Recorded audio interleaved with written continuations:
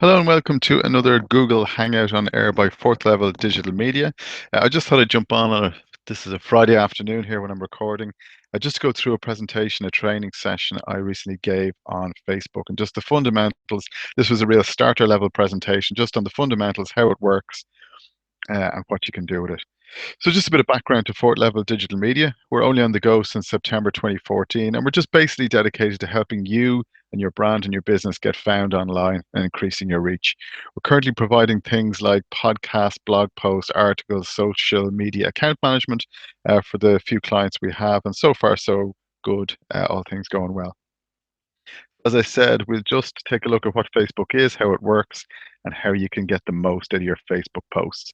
So, what is it? And I will, as you might have gathered, I'll be moving quite quickly just to keep the length of this video down to a nice, short, manageable time. So, what is Facebook? It's a social network. It's where people get on and interact with each other. And the reason why I joined Facebook in the mid 2000s was because we were at a time in our life, us and our friends, where we were all over the world, and Facebook was really good at being able to stay in touch, share pictures, give recommendations, bits of advice about where people were, and if other people had been to that place, where you could go, who you could see, who you could talk to, etc. So it was just a really good way of socializing across the web, and that's what it is. It's a social network. Just some global stats. It's the largest social network in the world. There's about 1.5 billion active users, and we spent about 15, 16 hours a month on it. About 16 minutes of every hour we spend online is on Facebook. So 1/6 of our online time is on Facebook, either looking at things or updating things. On average, we've got 90 friends, and it's broadly a 50-50 split between male and female. 47% female, 53% male. Get that right. 47% female, yeah, 53% male. Now, in Ireland, where I'm based, we've 2 million active viewers, and probably more importantly for businesses and brands, 1 million of those are active on their mobile quite often. So don't just think of a person sitting in front of a computer. Think of someone on their commute, on a smoke break, on lunch, in the pub waiting for someone, and that's when they're looking at Facebook. 53% of the active users are between 18 and 34, and if you like, that's the disposable income cohort of the population. So they're either renting or single or still living with mommy, and they have probably very few outgoings or dependents. So they have got a lot of disposable income. 70% of us on Facebook look at it daily, and we're a bit ahead of the curve in Ireland in that we've about on average 130 friends as opposed to 90 globally. So Ireland as a race, if you like, are well disposed to Facebook, well used to it, and use it quite often. So it is where your customers hang out. Basically, there's a highly likely there's a high likelihood that the people you are trying to sell to are living and breathing on Facebook. So how does it work? You join Facebook, you make friends with people. If you post your friend interacts, your friend's friends will see the post, and this is how you expand your reach and how you push it out to a wider audience. And based on what you do and what your friends do with what you do, Facebook would suggest new people or new brands or new pages to like and look at. Um, and this is how they help you expand your reach. So you go from just being yourself to being you and your friends to being a broader, wider network. And then, Facebook wants you to get popular. It wants you to expand out all the time. Now, there is not a catch or a downside, but there is a reality to your activity on Facebook. If you have 100 friends and you post something, they all don't see that the minute it's posted. What Facebook will do will try and work out the best people to show your post to. So it'll take approximately 10% of your 100 friends, figure out who the best people to look at this post is, and show it to them. And why they're doing that is they're trying to be editors. And what they're trying to do is put things in front of people that it thinks they'll be interested in, and then have a higher degree or higher likelihood of interacting with that post. And this is how you get your wider reach.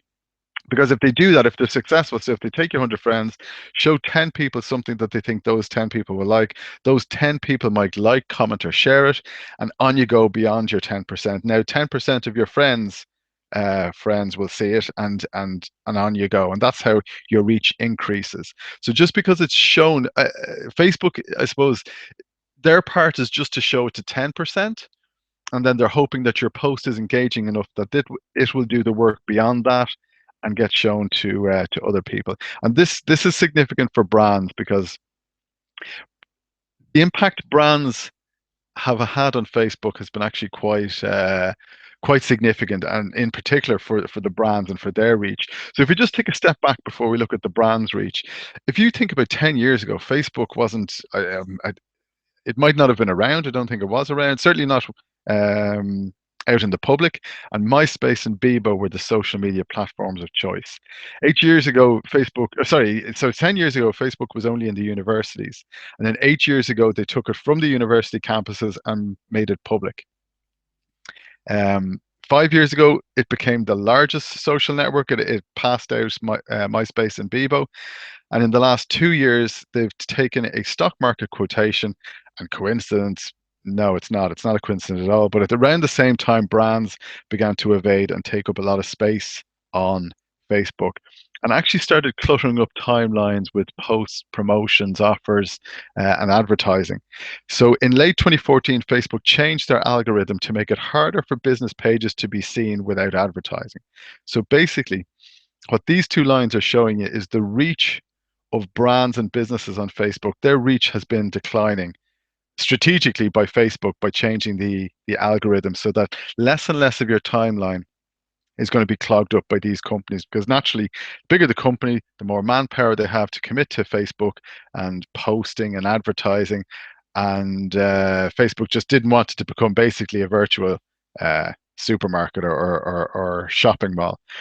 So you can see that all brands have about a 6% reach when they post something, and the pages with massive likes, 500,000 or more, have only about 2%. And what Facebook is trying to say is, look, lads, brands, you can be there, but if you really want to be seen, you're going to have to advertise with us. And that's how Facebook monetize all their 1.5 billion people. Um, and it also helps them get their stock market quotation, as they did 2 years ago. So if you're a brand, your reach is less than if you were just an individual person.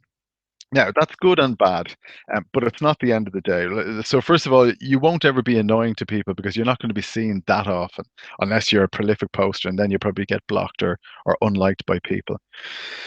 Um, but what it means is you have to really think about your digital strategy from the base up. You can't just rely on Facebook. Yes, it's the biggest social platform. Yes, it makes sense to be there, but it can't be your only digital outlet. You should really start with your website, and we featured this on Taking Your Business Digital Hangouts 1 and 2 in particular. Everything should emanate out from your website. It should be well designed, fast. You should have killer content on there, and you should be using social media to amplify your content. It shouldn't be the starting point and end point for your content. Social media. It should be an amplification for your content. Why does it still make sense to be on Facebook? Well, digital marketing is growing in a rate of knots compared to traditional marketing. So it still makes sense to be on Facebook, even though, as you've seen, the reach is declining. But it's still probably a better place to be than traditional marketing. Firstly, from a cost point of view, because you don't pay until someone clicks on it if you're advertising. You can do lots of stuff for free, inverted commas. I know your time will cost, but it won't cost you to post on Facebook, and you can get some organic reach and audience with that. And it's absolutely the medium that's growing. Digital marketing is growing, and you can see that the traditional spend is waning. But just really quickly, how do you get the most out of your posts? There's lots of ways you can get beyond that kind of, 5 or 6% if you're a small brand, or 2% if you're a big brand. And it basically comes down to using really engaging content in your posts. So for example, this page I did some work with Satanta for. We had about 600 likes on it. And here you can see the podcast that we ran. And this wasn't even a particularly good example, but this is one of the more recent episodes, and it reached 128 people. So that's way above the 5 or 6% that brands get. So it is possible. So why did this get the extra bit of reach? Because it has a link in it. and we've deleted away all the link text just to leave the embedded portion there. And it's a nice call to action. So, click on this and you'll hear the podcast. So that's one way. Using links in posts will drive people. Obviously, the link should be back to your website. And here's an example. It got higher engagement because there was a link in it taking it to a podcast off Facebook. Another way is by using pictures. And here's something we posted on the Setanta MMA show page again. And remember, there was 616 likes on the page, but this photo, or it's actually a video, reached 874 people. So that's like, 10 times what it should have reached, and over 100% of the likes that the page got. And it also encouraged over 200 interactions, so we got 214 post clicks. So like they say, a picture tells 1,000 words. Pictures and videos are a great way of getting more engagement. So links, pictures and videos will help increase your reach. Also, if you put a call to action in your post. So this is a mixed martial arts promotion that I've helped with their Facebook page. They have about 2,500 likes, but you can see this post got to over twice that. 5,800 people saw this, and over 1,400 people did something. And the main reason that is because there's a couple of things. Okay, so there's pictures. There's also some call to action. So like if you think, Kiefer Crosby is going to win, and share if you think Tom Hogan is going to win. And there's a couple of hashtags there as well to make it easier for people to find the post where people said, yeah, we're on Team Crosby or we're on Team Hogan. So there's a couple of things. There's pictures. There's a call to action. So like if it's this, or share if it's that. And then there's the hashtag as well to help the content get found in searches. So again, creating a conversation and using call to actions is another way of getting your post reach up.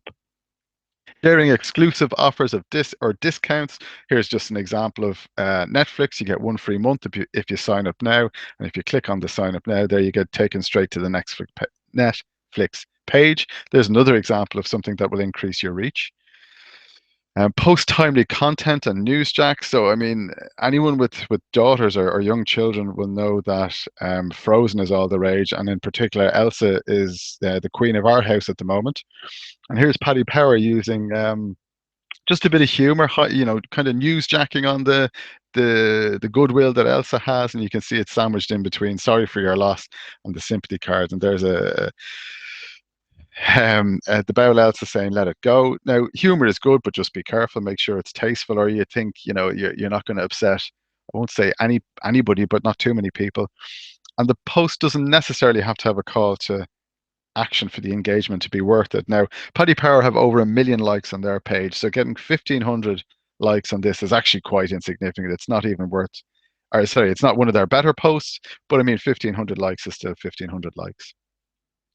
You can schedule your posts. So if you go into your page that you're running and you click the drop down beside post, so you type in your content, you put in your pictures, your links, whatever, you go to instead of hitting post button, you go to the drop down triangle beside it, and you can go into schedule post and then pick your time and day and when you want this post to be served. And the best thing to do before you do that is go into your insights and see where most of your page likers or page fans interact with the page. So usually what you see is a dip off during the night. It'll start to increase as people hit the commute and head into work. Lunchtime, it really picks up. And then it's probably the commute home and in the evening where your audience is peaking. So maybe that's when you want to schedule your posts for. And you can, as I mentioned, you can review your performance of posts and insights. You can see where the people are, who they are, what age they are, if it's male, female, etc., what time they're looking at it, what type of posts, how particularly resonated with people. So you can learn from what you've done. I think it was Einstein said, doing the same thing over and expecting different results is the definition of madness. So at least you can learn from what you're doing on Facebook and improve all the time. And then in terms of best practice, try as much as possible not just to post text, because I mean that's just boring. You can put videos and pictures in, you can put internet links in. So why would you just stick with text only? So video and pictures trump links, which trumps text. And that's the hierarchy, if you like, of how you should post. Typically, what we're seeing from Facebook data is 250 characters on average is the most people will, well, not the most, but it's kind of the text sweet spot for people. So try and it's a little bit longer than a Twitter post, but short enough that you don't go into a big diatribe. Emoticons apparently will get more comments and shares. Thursday and Friday seem to be the more popular days. If you check your insights, you can find out exactly what's relevant for your page and describing what you're sharing. So if you're sticking in a link, a picture, a video, say, look, here's a picture of here, this video will show you, this link takes you to an article on, describe what you spell it out for people and they're more likely to engage that way.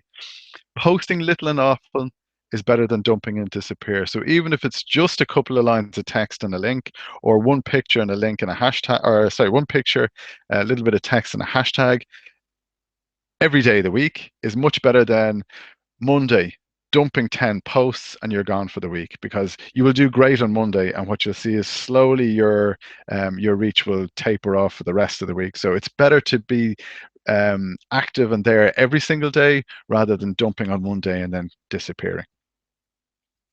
Now, that was obviously for the live training session we did, so we can't take questions on this video. But if you do have a question, please hit us up at Fourth Level Digital Media. There are some contact details from myself. Thanks for your time and attention, and hopefully we will talk to you again.